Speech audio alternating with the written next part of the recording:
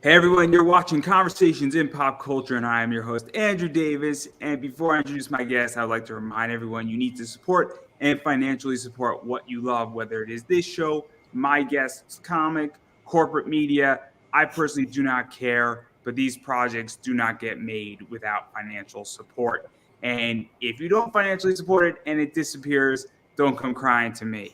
But enough about that, because I don't want to make this a pity party, as I have with me comic creator Chris Michaels. So welcome back to the show, or welcome to the show, because this is our first time meeting. Yeah, it's my first time on here. Yeah, so I'm actually very excited to have you on because your book is interesting. It's an interesting take on superheroes. It is Crit. I think it is issue 6, if I'm not Yep, sort of. it's the 7th issue. I have an issue 0, so it kind of throws everything off. But yeah, it's number 6, issue 7. So this is our 5th crowdfunding adventure. So um, you know, it's been quite a ride. We funded in like 15 minutes, which was awesome, and a lot of repeat backers, some new faces. Always love seeing the brand grow. We did $1,500 in about 16 minutes, and then right around $2,000 the first night. Last night we just broke our first stretch goal of $3,000, closing in on the next one. So within a Yeah, week we're we're going to doing get real into well. all of this because it is interesting. But obviously, for those who are hearing about it, because there's people who know Crit and there are people who don't know Crit. And so, what is the basic premise for somebody who is hearing about this for the first time, has no idea what your book is? What's Crit? Is it a creature? Is it an insect? Obviously, it's neither one of those things. But what is the basic premise for those who are hearing about it for the first time? Um, so Crit is a book about a group of superpowered adventurers that, is based off of Dungeons and Dragons. So the whole story is literally our Dungeons and Dragons game brought to life. It's a superhero version of D&D that we made, and it was just a lot of fun. So I turned it into a comic book, and here we are. 2 years in, 7 issues. We're not going to stop anytime soon. We got about 42 books planned. But the whole premise is these guys go to work, they get superpowers, and what do? Well, they were at work, so their powers technically belong to their employer. So they are now employed as superheroes, and that's their job. And we follow them through this adventure, learning how to deal with powers, facing different challenges. And just like with any adventuring group, you've got, your good guys, you've got your guys that have a weird moral compass. But if I were to describe it, I always tell people it's like taking an episode of It's Always Sunny in Philadelphia, mixing with Ninja Turtles and Police Academy. And you pretty much have my book. Yeah, let's even talk about this a little bit further because one of the things is that obviously they have powers and they didn't ask for these powers. Right. And now they have these powers, and then they say, look, let's try to be superheroes, but let's also not be vigilantes, is the Right. question. And then they have a whole learning curve, and then it's also dealing with their employer, and then their employer also might have its own objective with them. And so now they're really figuring out this entire new landscape because when you add the element of their employer owns their powers, that becomes tricky. And then what happens when it's 9 o'clock at night? Does that mean that, they don't have to go out and save the world at 9 o'clock? And it's all these questions. And then they're dealing with another enemy that's also doing human experimentation and the Masters of Mayhem and Alchem X. I like doing an X like that. And so, and I'm throwing a lot of darts at the board here for a reason because there is, 6 issues that precede this issue, but clearly there's a lot of stuff going on. And so, what is that like? Because you really set up a very interesting premise. Just like with any D&D group, I might tell them they need to do something, but they don't always do it. They really do tell the story. I set the stage as a dungeon master. They tell the entire story. I'm just there to kind of guide them along. Early on in the storytelling aspect and playing the game, I realized that I wasn't going to tell the story I wanted to tell. I was going to react to the story that they wanted to tell. And I kind of took a step back as a storyteller and let them just play in the sandbox that I created. and I would come to the table and say, this is the situation that you're facing. These are the things going on. What do you do? Let them run with it. And I would just have this bucket of things that I would throw at them, or situations that I wanted to have occur, but I let them occur according to what they did. So that way they had fun. I still accomplished what I wanted to accomplish. And we have this unique organic story that isn't written and forced. It is all natural. Everything happens with the roll of the die.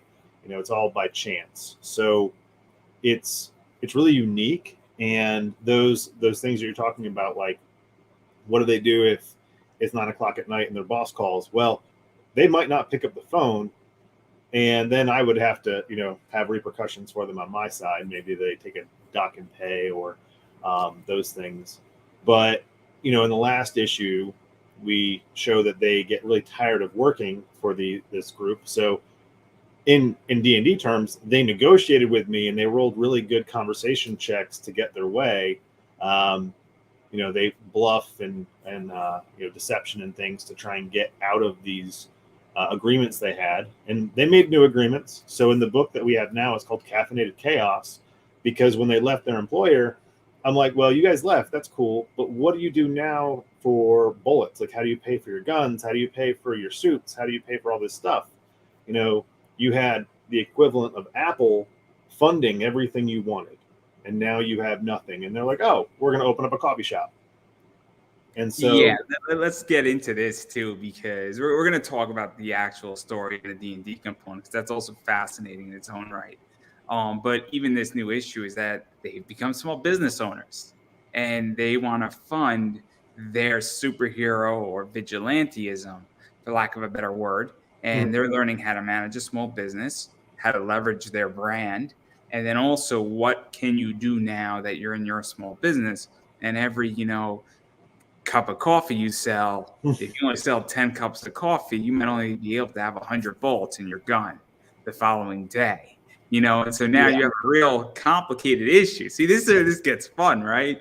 Because now you financialized superheroism, for lack of a better word, is what this issue is dealing with. And so what is that like? Because I haven't seen that yet necessarily, because we don't see that in DC. We don't see that in Marvel. But you're sort of tackling that a little bit. They handle a budget. When they left, they did create contracts with them to be able to handle situations for them and still have money coming in from their previous employer, but more as contractors instead of employees. That way they had more freedom to do what they wanted.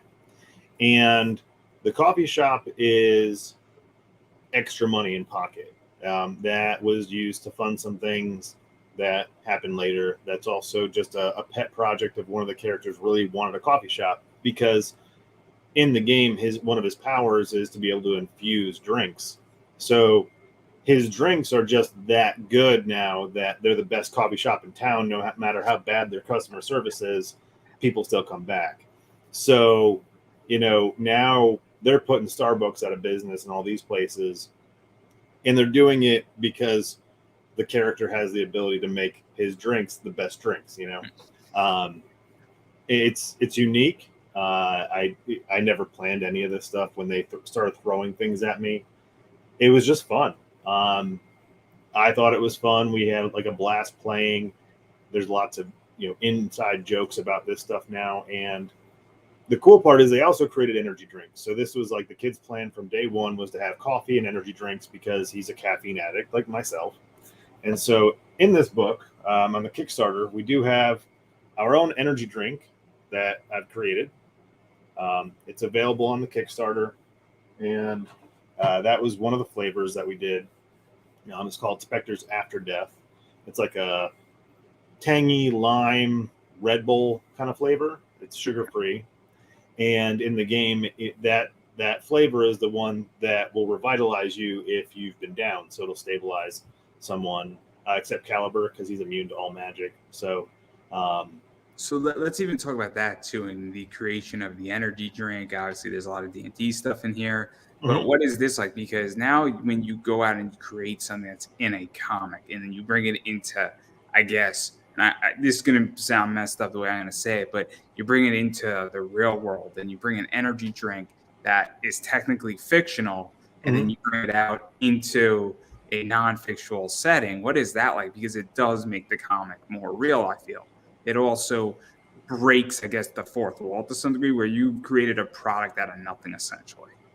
Where that I mean, it's cool. didn't exist before. I mean, like, I don't know how to say this any other way. Like, that's why Yeah. this is a problem for me to even ask the question, because it's a weird concept what I'm describing, but it's also very cool because now somebody's reading it in a comic, and then it's like, oh, you can pick it up and you can pick up a 12 pack of this. Mhm. And you're not looking to take on Monster Energy, but if you're a fan of the comic and you love this book, how cool is it for you as a fan to be like, cool, I'm reading this book, and then I'm bringing the same thing to my job, or I'm drinking it while I'm reading it. You Mhm. know what I mean? Well, it's like, having your superhero cups. It's all, um, I mean, it's marketing at its best. But the cool part to us is I was able to give one of my players something that they created in game, something tangible in real life. And this comic is like our comic in tangible form for them. Um, I've never really come across anybody else that does this, that plays D&D and then figures out a way to organize it into an actual comic book, without physically writing what's going on. Um, it, they give me a lot of great content, and so in return, I'm just glad that I can give them this book. And we've done quite a bit, actually. So one of the Kickstarters we did, a statue of Caliber. We've done a statue of Boulder, and then we've got this. This is our stuffed Samedi doll. This one, that's everyone's favorite right there, because he's a stuffed talking cat that has an alcohol problem and he smokes cigars. So everybody loves him, because who wouldn't want a cat that smokes cigars and drinks So alcohol? to even go into the D&D side, because it's a unique writing process in a lot of ways, where you are playing a D&D game, you're Mhm. the dungeon master. And look, I'm not as familiar with D&D as other tabletop games, but I have friends who do it and they do it well. And I can't say their names because their names are right now a dirty word. And if you know anything about D&D, you know exactly who I'm talking about. It's pretty evident who I'm speaking about right Mhm. now. It's not that hard to figure out. But what is this like? Because you get a lot of content from this game. A lot of the game sort of writes itself. These characters have developed themselves, and obviously these games have been playing not for an hour, but for months, if not years. Mhm. And so, what is that like? Because I think it's a real advantage to actually have this interaction. Because unfortunately, and again, I haven't written a comic book yet, but from my understanding, it is a very solo, alone process where most comic writers work alone. They Mhm. then send to their artist. Maybe they have an hour conversation with their artist, or they're communicating through email, and very few people have collaborators. And it seems that if you're playing this game, all of you are interacting with each other over hours, if not weeks, if not months, if not years. And then you've now taken that and you have these characters are well defined. And also you get that dialogue because the situation pops up, 6 months into the game. And now you know how to write a character's dialogue because you've seen how they've interacted. So, what is that like? Because it does create a more natural feel. And obviously, you sent me a bunch of stuff that I've read only half of what you sent me, but you can tell that it feels genuine and it doesn't Mhm. feel like this wouldn't happen. Yeah. So everything you read comes out of their mouths. The process begins at the table. So I'll record the session, and then for about a week prior to me drawing the book, I'll start listening to it and I'll storyboard it. So I'll make notes on my phone, on a tablet, whatever I have in front of me. I'll be making notes and remembering pieces that have happened, so I can take that dialogue and take that action scene and go, okay, this is how this unfolded. This is where we're at here. And then when I'm done with the overall art, I bring it to them, page by page, usually 2 to 3 pages at a time. I send to them and say, hey, anything you want to change. Maybe they want to change positioning of a character, or I've had so many small things that get changed in the course of the art. But then after the art is completely finished and we've done that piece, we go back in and we start lettering. And what I'll do is I'll have placeholder dialogue from the game in each, in the script. So I'll go ahead and I'll script it, and we do a writing night where we get on Discord for a couple hours and we go page by page, frame by frame, and we read it out. Okay, maybe we can change this piece of dialogue, or we've already repeated this, let's adjust that. But those people are there, so if we have to adjust their dialogue, what would you say here? And then they can give what they would say, and we might make it a little bit more witty, or tone down the wittiness because this entire page is nothing but sarcasm. Let's change the tone for this. And we use, like, that person is able to modify their own dialogue, so it's not me, it's not somebody else, it's coming out of their mouth. If I have to make any changes, I know them well enough. I've known them for 15 years. And they've been some of my best friends. So it's not hard for me to say, hey, you'd probably say this right here. And then I'll screenshot it and say, how's this? And they'll give me some feedback, or usually I get like, yeah, that's good. Because this is a very different writing process, where this is almost like a TV room, I feel, and writing for television versus writing comic books. Because this is not how it's normally done, from my understanding. Not at all. And so that's what makes this very different, I feel, is this is a very collaborative book. That's not an anthology, if that makes any sense. And again, I might be speaking completely out of my ass when I'm speaking, because I am probably technically not qualified to be even going down this route or even assuming anything. But from what I know, it's very much like a television room. Yeah, it is collaborative storytelling, similar to what you see in a lot of television, because in television, especially like if you take a sitcom, right? You have people that write specific characters for the sitcom all the time. They know that character, they write that character. You might have a team that works on 2 or 3, but they're always writing the same characters. And same with our game. Our players are writing their characters over and over and over again. And I'm just putting together the action, and I'm drawing it. They're telling me what happens, I'm making it come to life. So it's very unique. I didn't really realize how unique this was until probably the last few months, when we had launched book 5. We went to Kickstarter in, I think, March of this year. And, after 5 or 6 books, people start to really pay attention to you, like, oh, I guess you're not going away, I might as well look at you. And the questions started coming up, like, similar to this. And I didn't realize until then that this was something so unique. To me, this is easy. This is normal. This is all we've ever done. So I don't know any other way. Prior to this, I have no comic book experience. I love comic books. I collect them. You can see my shelves back there. I've been a comic book collector since I was a kid. But writing never, like the idea of drawing never even entered my mind. I taught myself how to draw so I could do book 1. I really didn't have a background. So when I especially talking to people in the industry and professionals that give me this wide-eyed glaze, like, how do you do that? How did you convince your friends to write a story? I'm like, I guess I'm just a really good bard, and I have those abilities to convince them to, do stupid stuff so I can make it happen on page.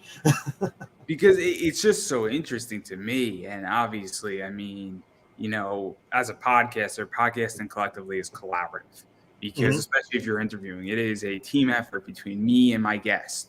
And if my guest is having a bad day, it could take a lot of effort from me to get them out of their bad day and get them, right where I need to be. And then also sometimes you just click with somebody, and, that's one of the things that it just connects. And it's very collaborative.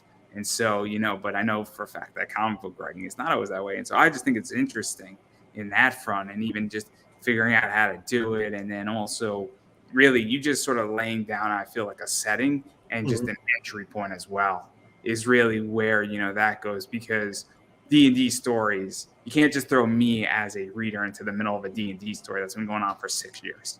I'm going to be a little confused. Just a little bit. Yep. I do try to make every book accessible. There's always a preface in the beginning that says that, I'm a big X-Men 90s fan. So like previously on, so at least you have an idea. Early on, I had sent my book to a few friends, and one of them was like, "Hey, you need to let me know who's in the book on the first page. So as a new person, I know who Boulder is, like I know who these people are." And I went back and I said, "Yeah, that's right." So I added a page that detailed who these characters were and said, this is Boulder, this is Caliber. So that way, when you're reading the book and you see their names, you're like, oh, that's what that character does. He shoots things, or he punches things, or he lights things on fire, Um, I mean, the way I've read the first three, and so I feel that if you read book 1 and 2 and 3, I don't feel like I could jump in at book 3, and I don't think I can jump in at book 4, but I feel like I could jump in at book 6 right now, yeah. or the seventh issue, book 6, or issue 6, where I feel like that's a jumping on point, where I Mhm. feel like their quest has ended.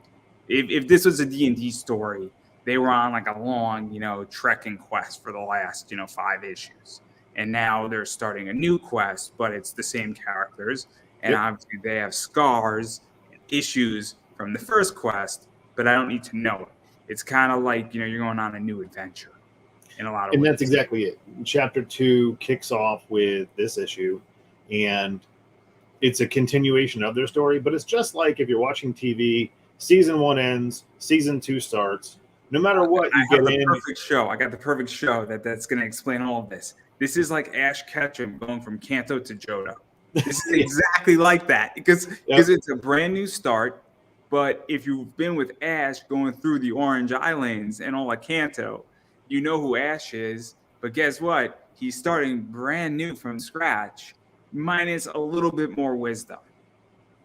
Yeah, and they jumping in, especially with book 7, you can get in the Kickstarter. I have all the books available, and even on my website, I give away issue 0 for free. So you can just go to homebrewedcomics.com, download the issue 0, check it out, see if you like it, and go from there. But if you just picked up book 7, or book 6, you wouldn't feel jarred, you wouldn't feel confused, because it opens with a bunch of world building anyway. I do like to world build, especially at the beginning of a chapter, just to say, this is where we're at, this is what's going on, and build that environment for the reader. And then once you have that feel of, okay, so this is what's going on, now we can focus on the characters and what they're doing and where they're going. And then boom, giant robots. Okay, like, it's a D&D campaign. We're just gonna have fun. And I've been saying it since the first time I ever talked about my book. Somebody asked me, well, what's your book like? And I said, it's just fun. At the end of the day, this is a bunch of Yeah. 30, 40-year-old men having fun being superheroes. And it So shows. let's even talk about that too, because this is one of the things with comics that just drives me crazy. And comics have always been political, and not to get too controversial, but it's the idea that I think a lot of people in comics are trying to prove a point. Whatever that point is, I don't really care. But guess what? I want a good X-Men story, or I want a good Green Lantern story. I don't want, the politics could be put in there. There could be an environmental point. There could be a social point. Obviously Civil War, X-Men was about civil rights and the fact that Mhm. they created their own island because they didn't want to be persecuted and they created Mutant Island. Brilliant concept. And if you don't know what that's about, I mean, it's pretty obvious. But again, I didn't feel though that it was a bad story. I felt like the story came first. And I felt the story was, I wouldn't call it fun, but it was entertaining. But I think this is one of the things that people are forgetting in comics is that life is hard, everybody. And in case anybody hasn't realized it, I don't have an easy life. And when I want to read a bunch of comics or watch television, I want to forget about my problems for 20 minutes or 30 minutes and I want to escape. And I think that's something that you're trying to do in your book is to have a good time and sort of be an escapism. Because let's face it, life is hard. And no matter who you are, it's hard. And that's really why we got together and played D&D. Was we were all at different points in our life. Some of us have gone through some pretty tough times in the past few years. And D&D is supposed to be that escape, that fun, right? And I've had people ask me, why don't you have characters like this in there or this in there? It's based off my friends. If they don't fit the category, in real life, it's not going to be in the book. I might have characters that show up that, are in different categories or whatever. It's New Orleans, so it's a very diverse crowd. I'm sure we're going to run into tons of different people, but my main cast is my friends, and this is just supposed to be fun. There's no message. There's a story, and if that story connects with you on a certain way, then awesome. If you just have fun reading it, awesome. Um, I believe that fiction, as it is, should always be enjoyed individually. I shouldn't tell you what you're supposed to get out of this story. You should just get whatever it is. And I've had people tell me, like they've read one of the books or a few of the stories and be like, "Oh, I really connect with this character. Like this is how he makes me feel," and that's awesome. I really like that because that's based off a real person. So that real person just made you feel this way. There was no on my end or on our end in general. We keep all of those things out of the book, like politics and all that stuff, because we all have different backgrounds, we all have different histories, we all have even different beliefs and different, ideals. But we're all friends, and I'm an '80s kid. We didn't talk about politics and religion at my table, right? Like we just didn't. I didn't grow up with this environment we're in now, and that's where we want to be. It doesn't mean that we don't have ideals and morals and these different things that maybe we align with people, but that's not what our book's about. And I really don't want people to read our book and feel any which way other than this is fun. So Yeah, or they're dealing with some serious superhero stuff here where look, they just became heroes, and how do you become a superhero? That's a real message right there where you just got a lot of responsibility, because that's what I got out of the book, is that these people just got a lot of responsibility, and they want to have more freedom with their responsibility because they think they could do better with, right. having, less control over their life and But their employers. And that's what I got out of the book in a lot of ways as a broad message. And I think it's pretty self-explanatory. I mean, I don't think though that what these characters are dealing with on an individual basis and how certain characters made me feel, that might be more of how I'm reading it. But that's how I view the book, is that we got a cool concept here where these people got powers and then they want to start their own business, or they want to be contractors versus employees. And it's they want more freedom because they want to be more superhero-esque, and they want to be those heroes and kind of call their own shots a little bit. the premise was, when we first started, I said, you're you wake up today and you have superpowers. What do you do? And no matter who you are, if you woke up with abilities that nobody else had the next day, you're not going to be a superhero. You don't even know who you are with these yet. You don't know how you identify with your abilities. So it was a growing process. Like they really don't become heroes. They're heroes for hire, or they're just doing these missions for an employer. Doesn't mean they're heroes. Yes, they're saving people, but it's because they're being told to. It takes a little while for them to get into that role of, oh, we are heroes, like we can save people. And they do tackle a lot of like tough things. Like they later on they take out a human trafficking ring. you know there's there's these things that they do that, I mean, and they tackle some really serious things, but that's not the forefront of the story. You know, they like, we actually look back and we're like, wow, in some of these areas it gets really dark, but it's a dark setting, but the characters aren't like brooding. You don't feel the darkness as much as, say, you would if it was a Batman story or a Spawn story where everything's dark. This is like, oh wow, that's really crazy and chaotic, and I can't believe this guy he has a whole building of people that he's going to try and transform into beings, like he's tricked them all. And it's like they're doing illegal experimentation on humans, and they take this whole thing out, but they do it in the most hilarious way.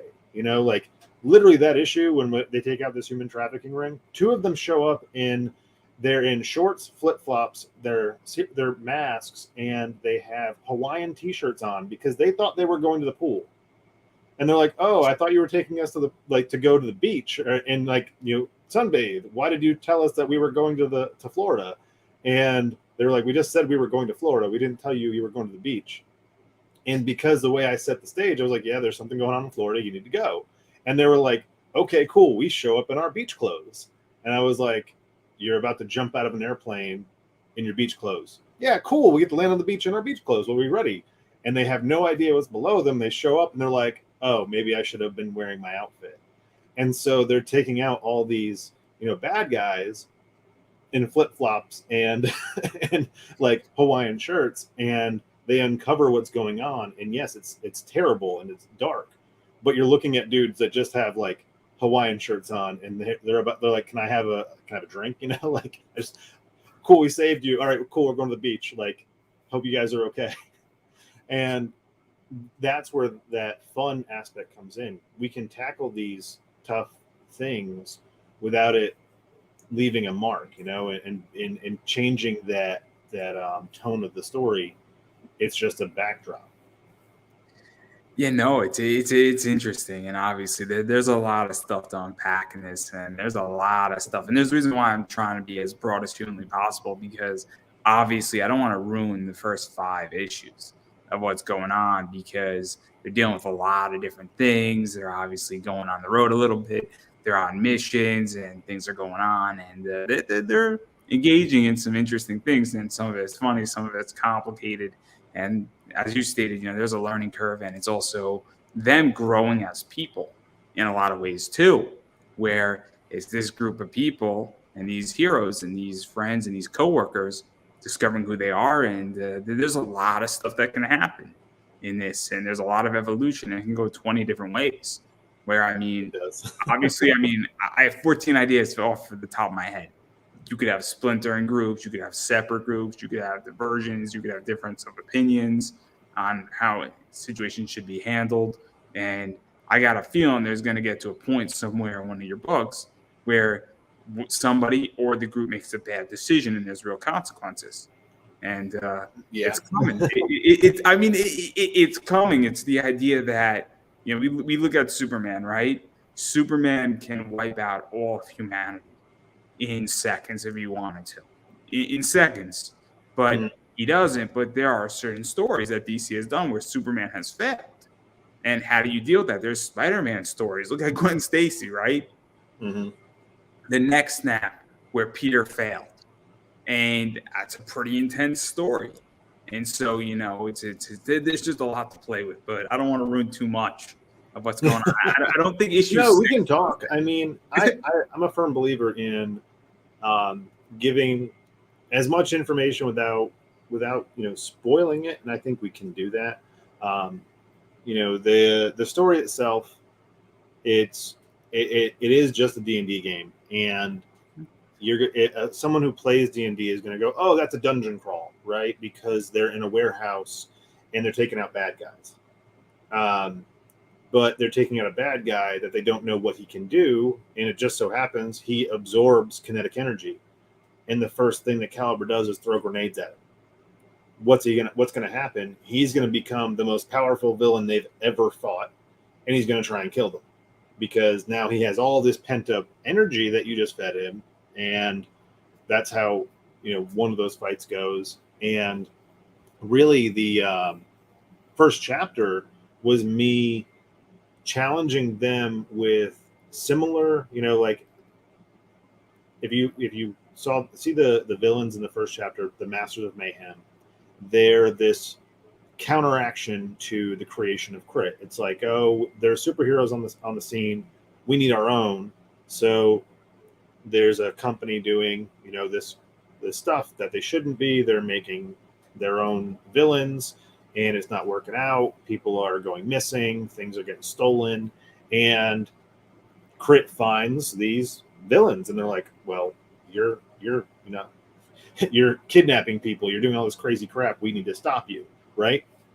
But what the funny thing is, it's similar to like your Batman story, where the villains exist because they're trying to be, they're trying to beat it to market. In Batman, all the villains exist because of Batman. And my ongoing joke was, you have a bunch of big corporations trying to be the next big thing. What's the next big thing? Super beings. And the counteraction to Crit is like these people who don't have moral compass, and they're doing bad things versus Crit's doing good things. And so in this next chapter, we're introducing robots. It's like, well, if these villains didn't work out because they can be corrupted, what's going to happen if we can have robots that can be better than Crit? And we'll see how that goes, because that's a challenge. Crit has, as superheroes and superpowers, they're equipped to fight super villains, because superpowers versus superpowers. What do you do when you're just fighting a big hunk of metal and you're punching it, and it's very durable, or you're trying to cut it with a magic sword that doesn't go through it, or you throw a fireball at it and it's metal, it's just going to get hot, right? Like, you shoot it with a gun, bullets are going to bounce off it. How do you fight this giant 20-foot robot, right? That's where we're at. And those are the challenges that I kept throwing at them. As a dungeon master, the game always comes first, right? The comic is a secondary for us, because if I put the comic book first, we're now putting the story that we want to tell versus the story that we're going to tell. That's interesting. And it loses the organic piece, Yeah, no, it's interesting, because obviously I think this is one of the biggest problems when we look at board games in general. You look at all these games by all these companies, like, when Avatar: The Last Airbender has a tabletop game, the real question becomes that where does the IP stack? You look at things with video games, you look at a lot of other things. Look at Warner Brothers Discovery and look at Disney. This is a big issue right now, where I hate to pick on She-Hulk because I enjoyed She-Hulk in a lot of ways. I didn't say She-Hulk was the greatest thing ever. I want to clarify that before I get attacked. But the comic She-Hulk and the show on Disney Plus are very different. And where does the comic stack as the original IP versus the show? And this is a real everything the MCU does, though, is different from the comics. Now, full disclosure, I haven't watched She-Hulk. I haven't watched a lot of the stuff. I work 2 full-time jobs, and I work on my own stuff, right? I have very little time, and most of my time goes into sci-fi. I was required to watch She-Hulk because everybody was talking about it, and I didn't want to feel left out. But again, I don't have much time either. I had to pick and choose. I gave up like 2 weeks of watching anime to watch She-Hulk. So clearly, I made a great choice. Clearly. When I look at shows, this was my take on it, right? I didn't really like Ally McBeal. I wasn't a fan of Ally McBeal. And when I saw the premise of She-Hulk, I'm like, it's like Ally McBeal with superheroes. So if I didn't like Ally McBeal, I'm not going to like this. It has nothing to do with the quality of the show or any of the content. It just means that type of show doesn't appeal to me. And it's weird because we're in this unique area with pop culture where if you're a fan of Marvel but you don't like a show, you're either going, like, the people that consistently just try to trash things, I question them, because it's like, if you don't like it, don't watch it. Like all the people that suffered through the Halo show. I watched that. I play a lot of Halo. Not a huge, I didn't read a lot of the books, but I know a lot of the story.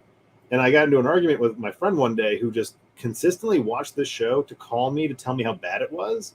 And I'm like, why do you watch it then? Like, I've watched it. It's really not that great. It's a good background noise. It's not Halo to me, but if you hate it, why do you watch it? He's like, I'm hoping they do something good. I'm like, then wait till it ends and then just read if they did or not. And then he called me. He's like, can you believe it got a second season? I said, yeah, I can, because people like you continually watched it. You guys hated it so much and tuned in every week. So now you gave it a second season. It's your fault, And it gets tricky when the IP, where it stacks with comics in particular. And even what you were saying, where I think you obviously put the game and the D&D game first, and then the comic is secondary. But clearly the market has changed in a lot of ways with, things like She-Hulk, because, well, the real money for a lot of these companies and even video game properties is having the Halo TV show. The Halo TV show is just as much of a moneymaker, if not more of a moneymaker than the games, which is Oh, yeah. crazy. And there's nothing wrong with that. I'm a capitalist. Don't get me wrong here. I'm a capitalist. And if, I don't know who owns Halo. Is it Microsoft that owns Halo? Yeah, 343 Microsoft. So if Microsoft can make like $6 billion off of Halo and a TV show that cost them legitimately $600 million to make, God bless them. God bless them. Mhm. I'm rooting for them. If we're Well- seeing if it's going to cost them the same amount of money to make a video game and they're only going to make $3 billion on it, God bless them. Like But I said, again- the people that hate the show tune in every week. They're giving it a second season instead of saying, "Hey, I'm going to vote with my time and my wallet, and I don't like what you're doing." Like, stop wasting your time on stuff you hate. Find things you enjoy, and just with the Halo thing in general. I mean, they made a ton of money off it because people kept tuning in instead of just finding other stuff. Most of the things that I see now, it's like Andor. I was watching Andor, and the reason I tuned into Andor was because I didn't see anybody hating on it. I was like, and I'm like, oh, because it's kind of boring. So you can't hate on it because it's just boring. It's not bad. It's just, it's not great, but it's not bad. I think it's decent Star Wars. I like the politics on it. It's really diving into that. And as like I am a huge sci-fi nerd. I love a good sci-fi politics show, and I like the world building they're doing in it. But I don't see people hating on that. I see people hating on like She-Hulk when we learned a long time ago that they want to tell a story and they just use whatever like platform they have to do that. And you're not going to get the comic, you're not going to get the book, whatever it is that you're looking for. You're most likely not going to get that because it's already been done. It's right? just interesting the way IPs work and what Disney views and how they rank their IP and what they even want the IP for. And so I just think it's super interesting. The fact Well, that you're, they destroyed Star Wars. I will die on that sword. I will argue with that one. They destroyed a lot of stuff with that. And I won't even get into the quality of it, but they destroyed it because they didn't have a plan. They had a lot. Oh, come on. Episode 8 was amazing. You got to admit, Episode 8 was great, man. I mean, it was the greatest thing on the planet. I might have to go. No. So Episode 7 was safe. I grew up on Star Wars. As a kid, I had a pretty tough childhood, and Star Wars was one escape I had as a child. And Episode 5 is the greatest episode of Star Wars. I will die on that hill. I mean, Episode 5 wasn't that bad, and I think the first 3 movies you can pick and choose which one's the best. Some people like Episode 4, 5, or 5 and 6. I'm personally a huge fan of the sand scene in Episode 2. I think that's the best scene ever written. Next to Leia getting sucked in from space. But that's probably what did it for me, was when they didn't have a plan, and we go into Episode 8, and I'll tell you where Disney lost me. I was being sarcastic. I know. I picked up on it. I'm making sure. No, Disney lost me when they started making pointless jokes, like the cell phone joke, right? Can you hear me now? We've had at this point 7 movies plus whatever else content showing like intergalactic communication without any static, and you're gonna tell me that this like head general believes that there's some kind of communication error between a few hundred yards, like that one got me. I was like, all right, whatever, we'll get past the stupid joke that doesn't fit. Leave it in Guardians of the Galaxy. I can buy it there. We don't need Guardians of the Galaxy in Star Wars. And then they did the Leia scene, and I'll tell you why it ruined it for me. Is she had just passed away, and we were as as kids, we were all introduced to Leia in space. That's where she was first found on the space station, right? And she's dying going into space. And the actress had died, and I was like, wow, that's such a beautiful send-off for the character to let her literally deteriorate into space. I thought it was beautiful. And I was sitting there, I was getting kind of emotional, and all of a sudden she gets sucked back in, and every ounce of emotion I had just came crushing down on me, and I was like, F this movie, I'm walking out. Like, Yeah, you just destroyed it. I really liked that scene because I also thought it was very similar to Spock at the end of Wrath of Khan. And then I was like, yo, this is kind of cool. You're taking, tribute to Wrath of Khan a little bit. And then, just didn't do it for me. Just I was like, oh, this is just rough. And then episode 9 wasn't much better. Episode 9 was bad because episode 8 destroyed everything. But I mean, it's tough because fandoms are built with different fans with different opinions. And none of us are right, but none of us are wrong, if that makes sense. And to a degree, when in the past year, I just got tired of having a lot of stuff that I liked not be what I expect. So, yeah, my rule is now if I'm not going to like it, I'm not going to watch it. And I have so much other crap to do that it doesn't bother me. I've got 40 issues in my book to draw. I've got show after show after show to jump on and promote. I've got a Kickstarter running. Like, I have other things to do than get mad about a show, a twerking scene in a TV show. I just think it's interesting because, again, I own a bunch of stock in a bunch of different media companies, and I understand the difference between ruining something, what these companies want an IP for and what they don't. And I just think it's interesting because we're now also entering the stage in the indie world where now Hollywood and all these companies are knocking, and they're coming to knock in the next 10 years to find new IPs to exploit, buy, use, or whatnot, or, whatever they want, or take them off the market because they're a competitor to what Disney already has. Mm-hmm. And Disney will buy something and shelf it. They'll pay you a lot of money for it, but they'll put it in the back room for 20 years and then you'll get it back. But they don't want it out there because they don't want it to compete.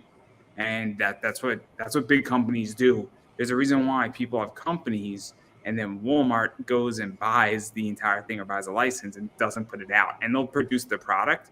They just won't put it out for 5 years because they have their brand, and it's cheaper for Walmart to buy $500,000 worth of your product if your product is better, superior, and cheaper than Walmart's brand. Because it's sick. It's crazy, but I digress. That's a whole corporate media discussion. Yeah. For everybody else. On this show, we don't shy away from anything. That's why people get canceled on my show. Perfectly fine. But yeah, what were we saying? Oh no, I was just gonna say, yeah. So none of that stuff ever makes it into my story. We make fun of pop culture quite a bit. There's lots of references. They're very self-aware because it happens in the real world. So, anybody that watches this, I just say, like, it's a fun book. And like I said, it's free. The free issue 0 is on the website. Check it out. I have yet to have anybody give me any negative feedback on how I describe it. And it's been really cool, especially on this run of promotion that I've done for the Kickstarter. People I've talked to in the past on previous shows, they've backed the books, they've checked it out, and everyone says it's exactly how you describe it. It's just a lot of fun. And I think that's the best feeling in the world, is knowing that people have fun reading my book. So yeah, and then I do want to back out of all that and actually talk about your rewards and really how your stuff isn't that expensive, all things considering. So obviously you can get pretty much digital issue of, issue 6. You can get the digital catch-up, and then the physical copy for the regular cover, which I think it is this one right here, I think is $6. Yep. I think that's cover A, right? Yep. And I do that on purpose. I'm asking people to spend money on something they don't really know much about. There's a lot of new people, and you can go to the comic book store and pick up a book of Spider-Man for $3 or $4. So why do you want to spend $10 on my book? Given my book's probably longer, because I think most comic books are 20 to 22 pages. We average about 26 to 30. This book will come in right at 26, 28 with additional content. Yeah. Um, but I like everything being accessible. And right now it's tough. We're in fourth quarter.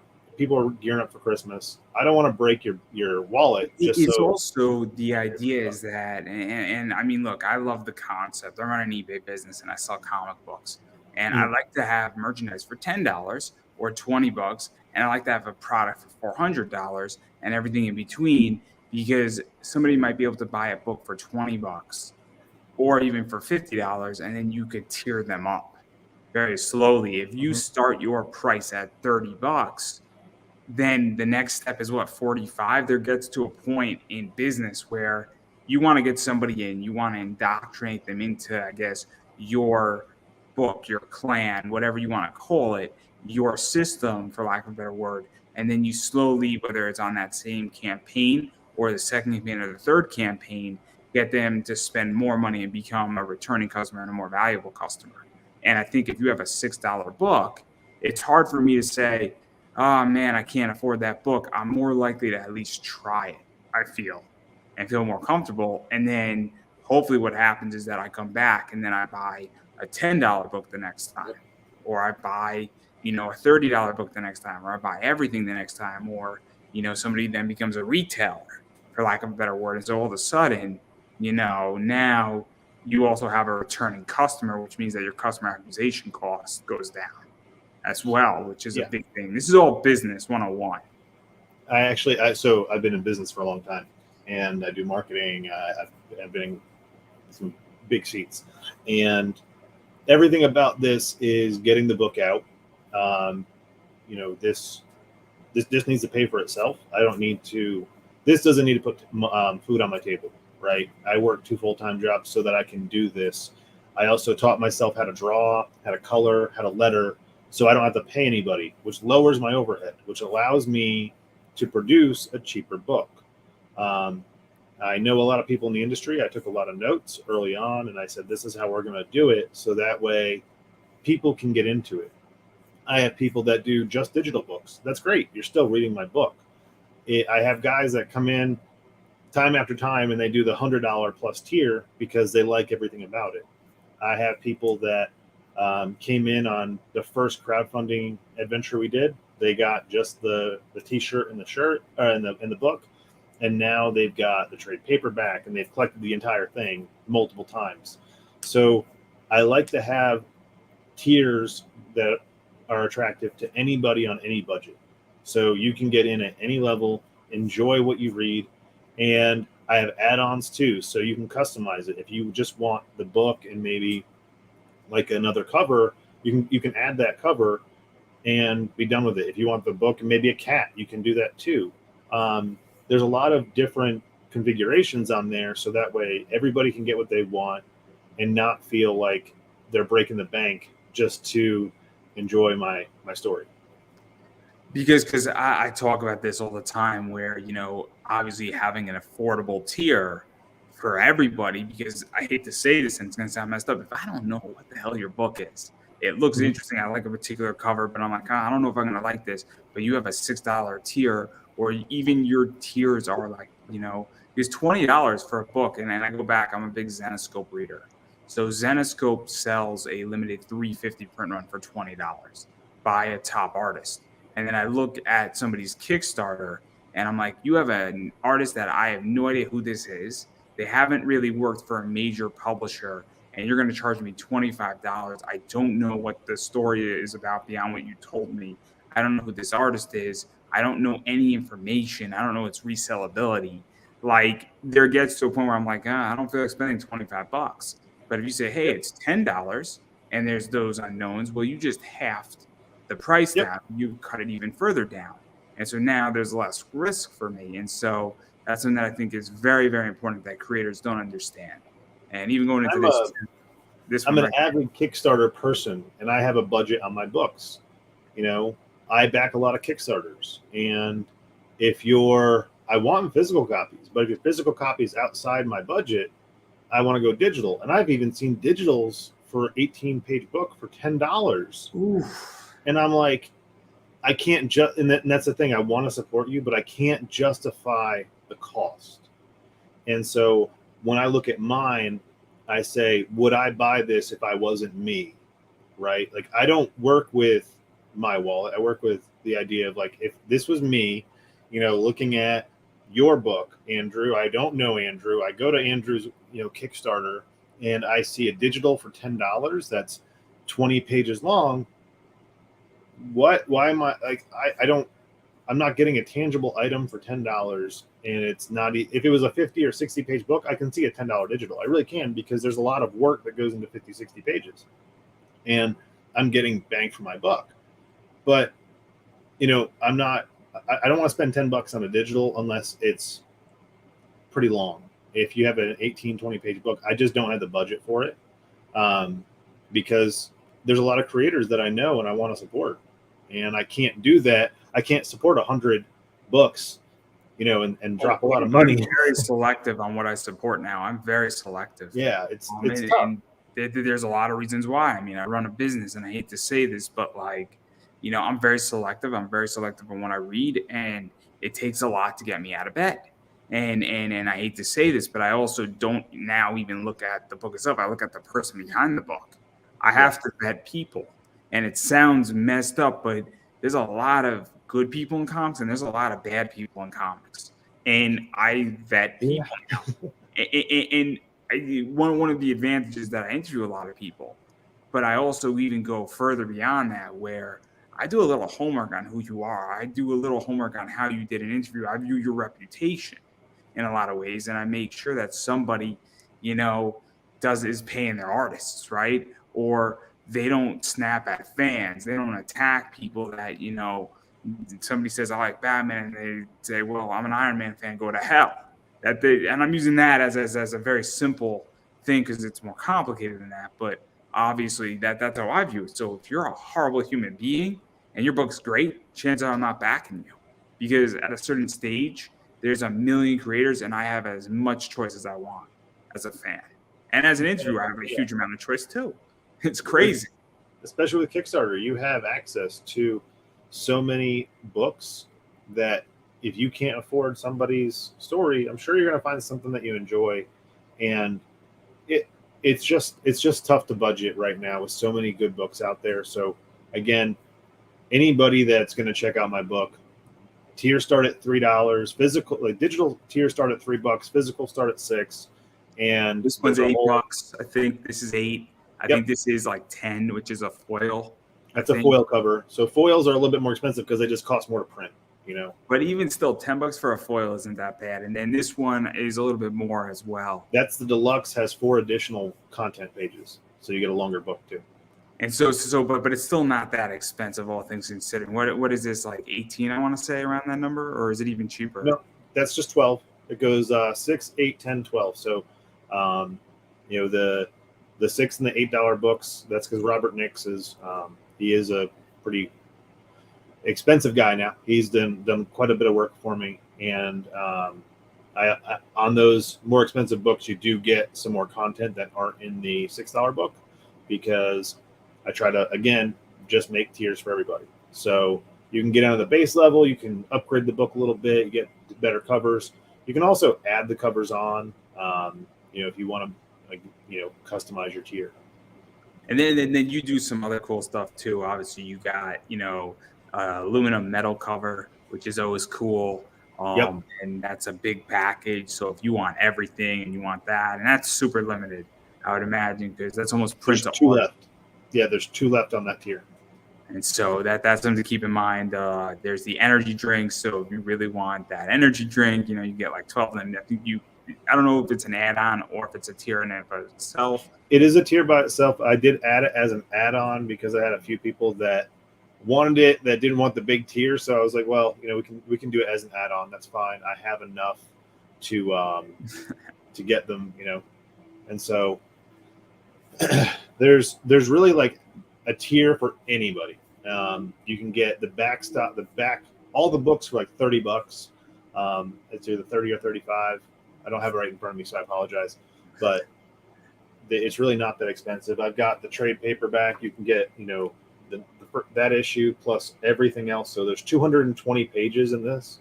So if you were to do this and book 6, you're getting around 250 pages of content. Yeah, and then there's like collector's cards, obviously back issues, trade paperbacks. You could add on a T-shirt. I also know you got a crazy retail package, which I did the math. I think what is it? Yeah, so if you have a retail store, you can get 16 different books, 5 issues. 5 issues each, 16 different books, and it's like $250. I actually work in retail, so it's a wholesale price, free shipping on that as well. So that's direct drop ship from our printer. Yeah. So, like I said, there's a tier for everybody. There's even a D&D tier. If you want to play D&D with a professional D&D, one of my guys, he actually is a professional dungeon master on the weekends and gets paid to run games. So we built a tier for him. He's going to be running an entire game of Crit for you. It's like 20 hours worth of D&D. So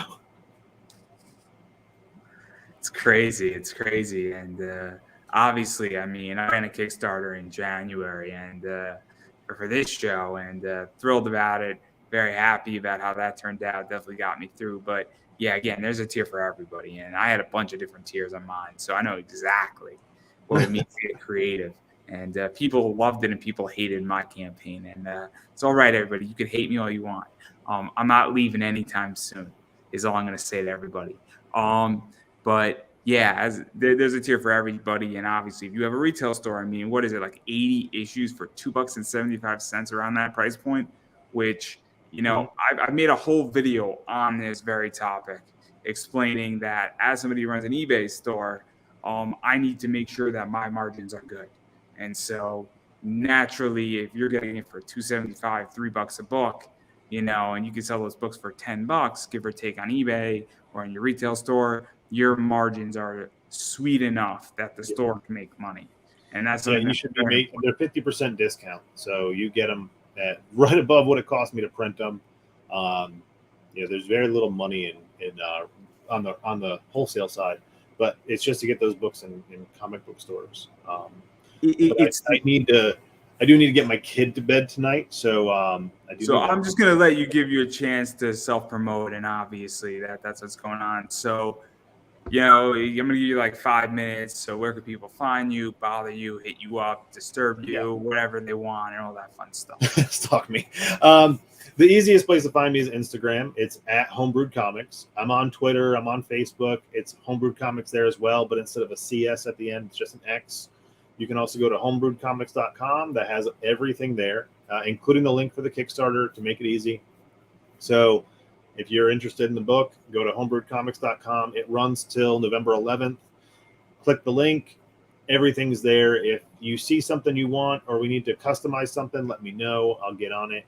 We just unlocked the first stretch goal, which is the digital comic book bundle. So everybody that backs right now is getting 6 additional books for free. The next tier will unlock at 3,500, and I have stretch goals all the way up through 5,000. Right now, we're sitting a little bit over $3,000 in a week. So really awesome. Thank you for everyone that's come out. If you're new to Crit and you're worried about maybe investing in a book you don't know anything about, go to the website, homebrewedcomics.com, download issue 0 for free. If you like it, check it out on Kickstarter. Yeah, and all I'm going to say before I let everybody peace out in it is that you have to support indie. And what that means is when people have Kickstarters that are going on, you need to back them. And you need to follow people on social media, and you need to back them, and you need to throw your money at it, whether it's $1, $6, $100, whatever it is.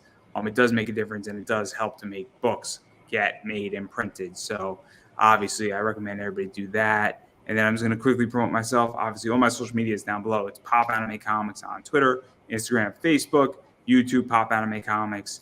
And so please come check me out there. Hit me up. Anything you want to know about me is on all those 4 things. It's just Pop Anime Comics. But if I owe you money, I'm going to quietly leave as if I broke something in a store. And so that's where we're going to end this entire episode, everybody. And that is a wrap.